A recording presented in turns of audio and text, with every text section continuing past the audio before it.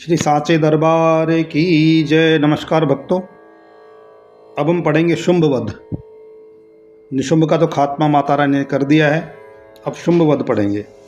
सुनिए।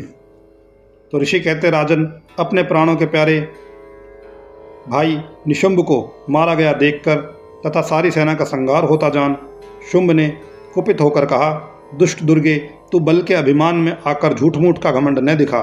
तू बड़ी मानिनी बनी हुई है, किंतु दूसरी स्त्रियों के बल का सहारा लेकर लड़ती है। देवी बोली, ओ दुष्ट, मैं अकेली ही हूँ, इस संसार में मेरे सिवा दूसरी कौन है।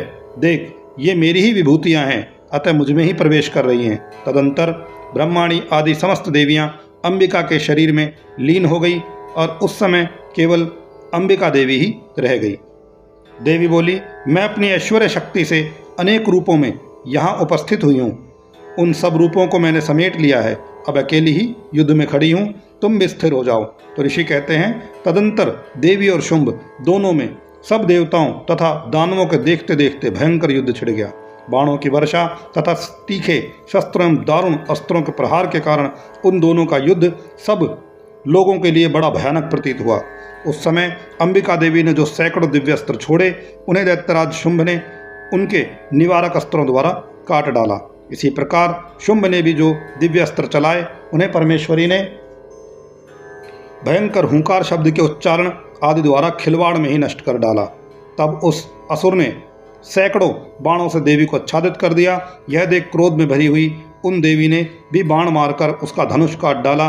धनुष कट जाने पर फिर दैत्यराज ने शक्ति हाथ में ली, किंतु देवी ने चक्र से उसके हाथ की शक्ति को भी काट गिराया। तत्पश्चात दैत्यों के स्वामी शुंभ ने 100 चांद वाली चमकती हुई ढाल और तलवार हाथ में लेकर उस समय देवी पर धावा किया।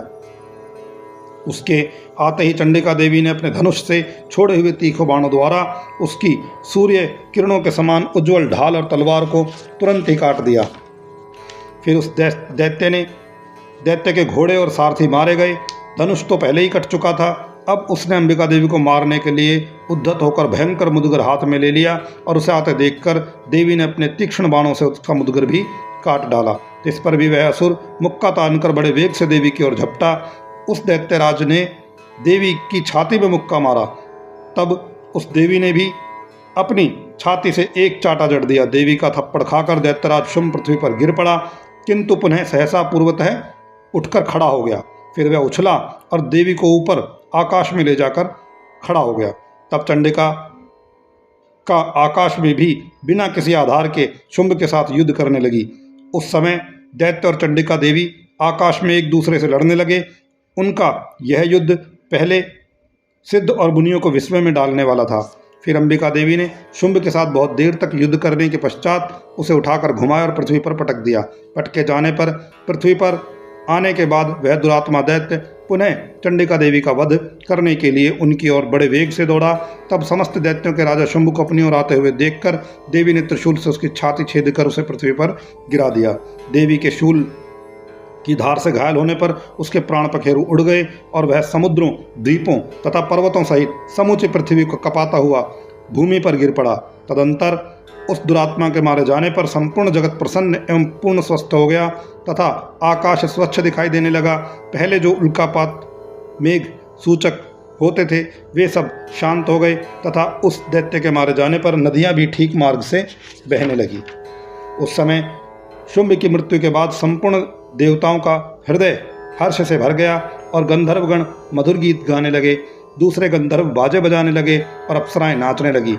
पवित्र वायु बहने लगी। सूर्य की प्रभा उत्तम हो गई।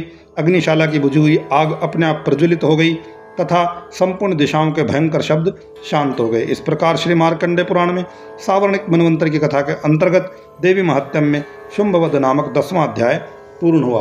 बोलो श्री सांचे दरबार की जय। मैं मेरी सचियां जोता वाली माता तेरी सदा ही जय। जयकारा महामायदा बोल सांचे दरबार की जय।